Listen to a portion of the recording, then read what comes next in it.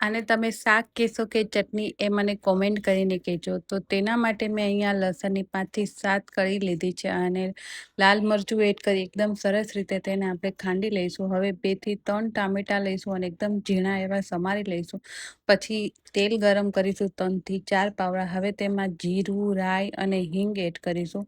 એકદમ સરસ રીતે રાઈ ફૂટી જાય પછી તેમાં આપણે જે સમારીને રાખ્યા હતા એ ટામેટા એડ કરીશું અને એકદમ સરસ રીતે ચડી જાય તેના માટે થોડુંક એવું મીઠું અને થોડીક એવી હળદર એડ કરી એકદમ સરસ રીતે તેને 5 થી 7 મિનિટ માટે ગેસની મીડિયમ ફ્લેમ ઉપર ઢાંકીને ચડવા દઈશું. એકદમ સરસ રીતે આપણું શાક ચડી જાય પછી તેમાં બીજા મસાલા કરીશું. તો એકદમ સરસ રીતે એવું આપણું હવે શાક ચડી ગયું છે.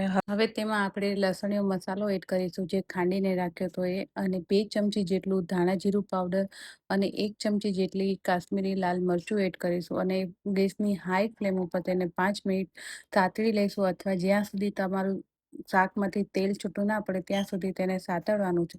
તો તૈયાર છે આપણું ચટણી કહો કે શાક, એકદમ ટેસ્ટી લાગશે. તમે એકવાર જરૂરથી ટ્રાય કરજો. Thank you.